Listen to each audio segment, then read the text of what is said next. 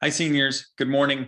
My name is Court. I am one of the counselors at Churchill, and I work with students specifically with last names starting between P and Z.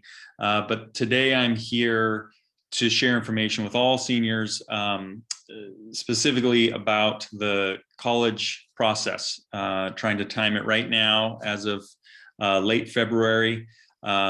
With where a lot of seniors are at this stage, whether you're considering a community college or a four-year college or something like an apprenticeship or a trades program, typically through a community college.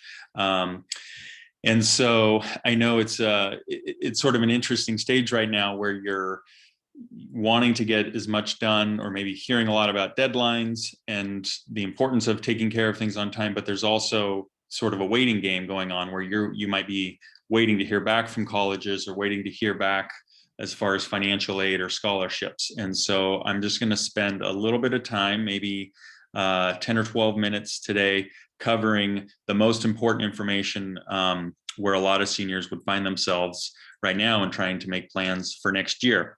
So I'm going to share my screen here, and we are going to look at a PowerPoint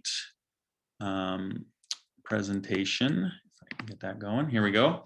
And like I said, I'm keeping it brief. I just want to cover some important details as we're hearing a lot of questions as counselors, and certainly colleges have important information they want to get out to you. So general timeline as far as what students, seniors that are planning on some kind of college after graduation, what they should be focusing on now. So that could be a community college like LCC, or making plans to attend a four-year college, examples here on the PowerPoint, or a lot of students are unsure. They're sort of weighing their options between those two. And one of the big factors with that can be cost. And the maybe likelihood that a community college would be more affordable, but definitely not in all cases. With certain programs like U of O's Pathways program or Oregon State's Bridge to Success, or just generally with scholarships, there are definitely times when a four-year college can be as affordable or more affordable than a community college. All right, so in terms of things to be looking at, let me back up here. So if you are planning on at least considering the possibility of Lane, the things to focus on there, the fall application is now open. And oftentimes students, if they graduate in say June, they will take a break either to work, save up money, or just to have sort of a separation between high school and college and begin college in the fall. There is an option though for students that want to, definitely to jump right into it and take summer classes as well. To apply for financial aid, if you haven't already, there's information here about the FAFSA or the ORSA for students that don't have a social security number. The Oregon Promise is something you may have heard a lot of, or at least heard that name. That is a program that can cover potentially the entire cost of tuition for 2 years of community college for eligible students.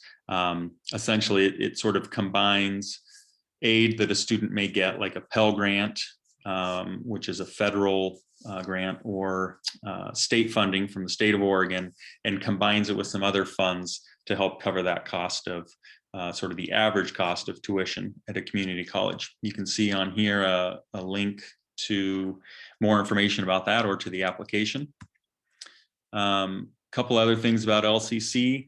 They have their own scholarship foundation, and most colleges, whether they're community colleges or four-year colleges, are going to have their own scholarships that they make available specifically to students that are applying to their school. It's, you know, part of how they help make it affordable or help give an incentive for students to choose their college over others that they might be considering.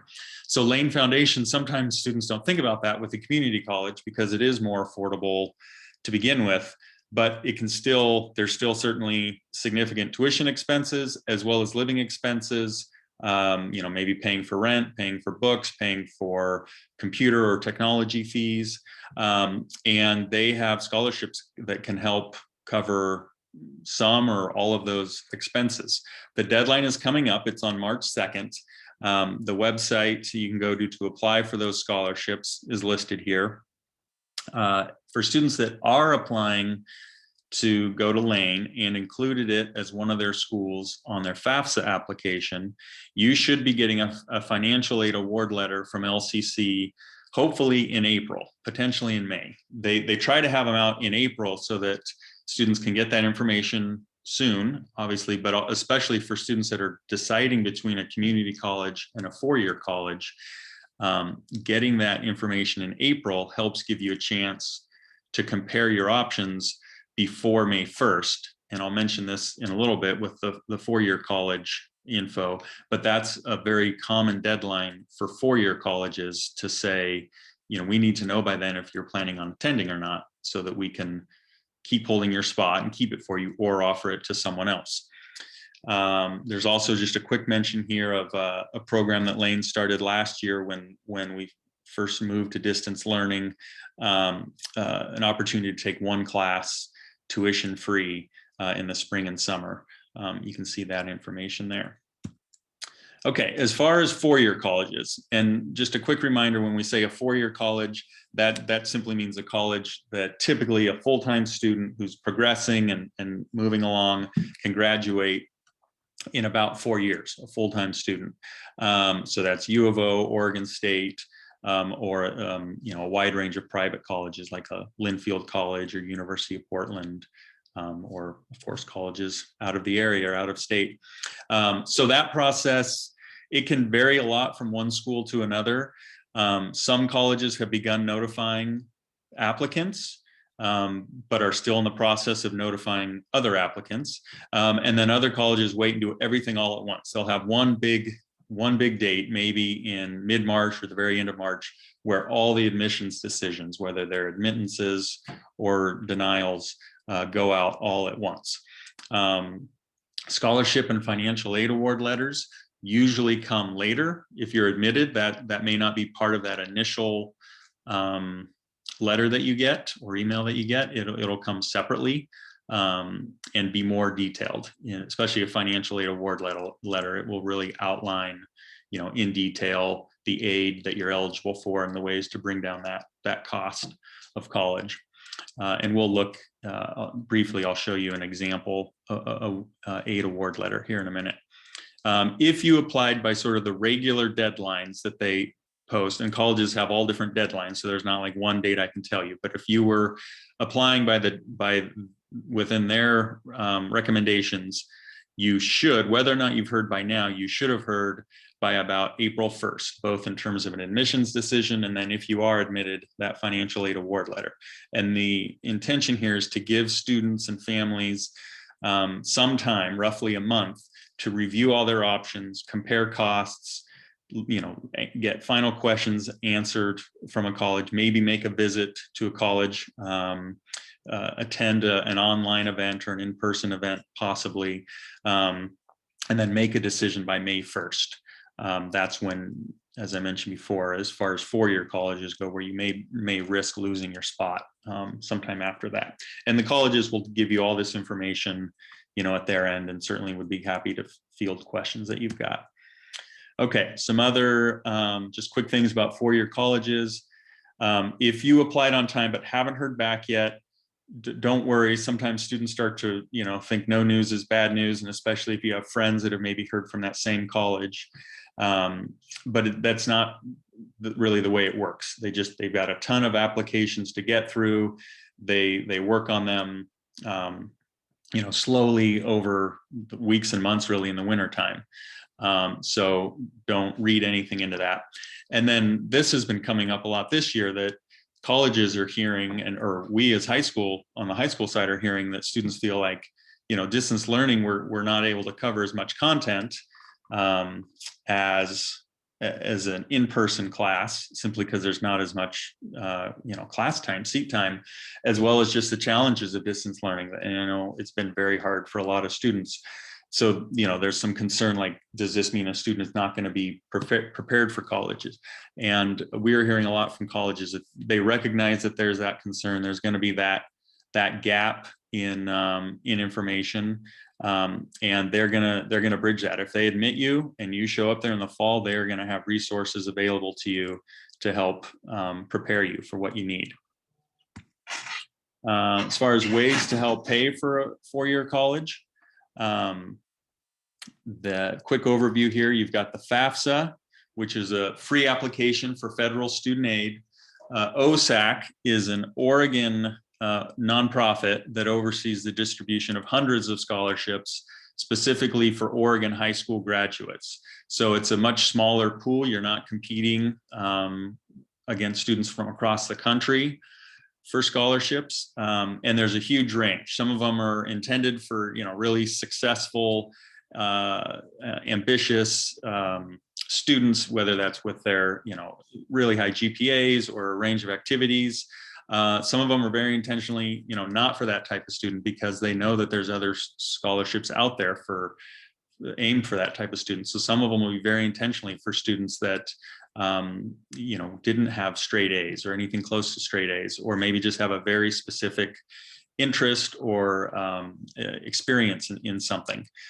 So the convenience of it is it's one application to review for you to fill out that covers a whole range of scholarships.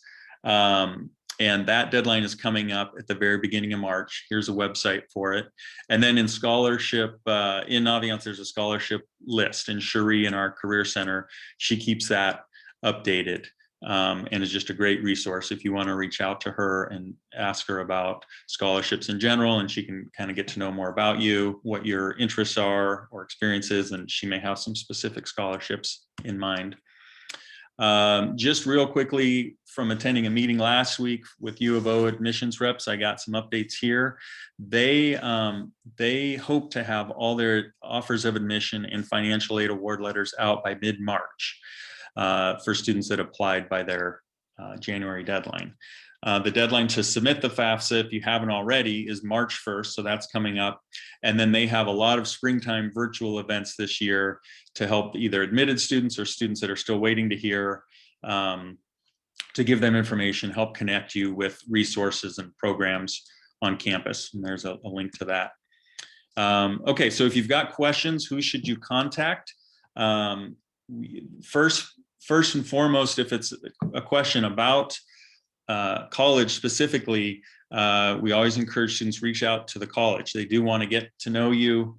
They expect those questions. They don't expect you to have it all figured out, and it can really help just to start building up a relationship. And of course, they know more about their program and timeline and deadlines and all those things than anyone else. So that's many times your first point of contact.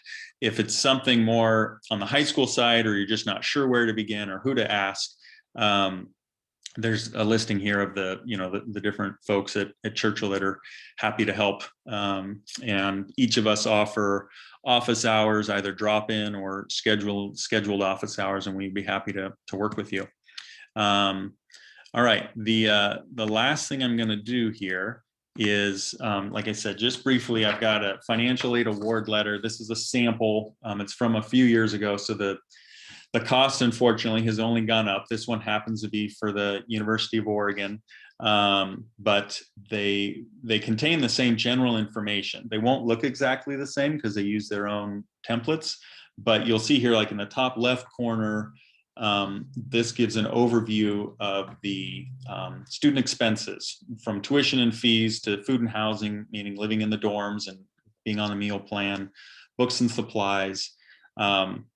And it tallies that up. And then in this case, sort of to the right of that, in this sample, it's a student that had some resources to help pay for college as determined by the FAFSA, but by no means had a lot. So their resources were estimating they might be able to afford to pay about $4,000 a year, even though the cost to attend the college back then was $26,000 a year.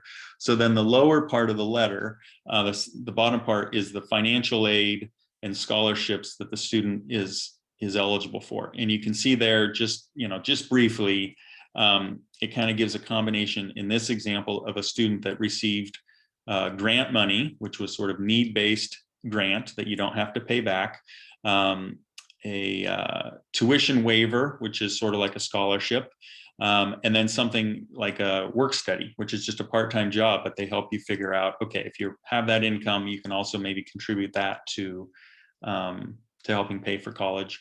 And then the bottom thing are the bottom listing there is loans, whether that's parent loans or student loans. And it's very important that you are mindful of the loan amount that you would be taking out and what that means in terms of how much you'd be paying back and how much it may add up to over the course of 2 years or 4 years.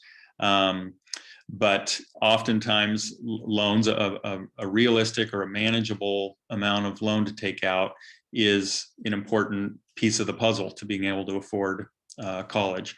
So that's definitely something to get, to be educated about and ask questions on, so you're aware of what's realistic. And in this example, that's, $2,000 a year. That's much different than some of the loans that colleges may offer a student that are, way above that. And you multiply that by 4 years or 5 years, and that's, a serious consideration or a big risk. So you want to be mindful of that. Okay, that's what I've got for today. I hope senior year is going well for you. Please reach out to me if I'm your counselor, or to the appropriate contacts if you do have questions. And we look forward to seeing you, at least in a hybrid setting, back in person in trimester 3. Okay, thanks everyone.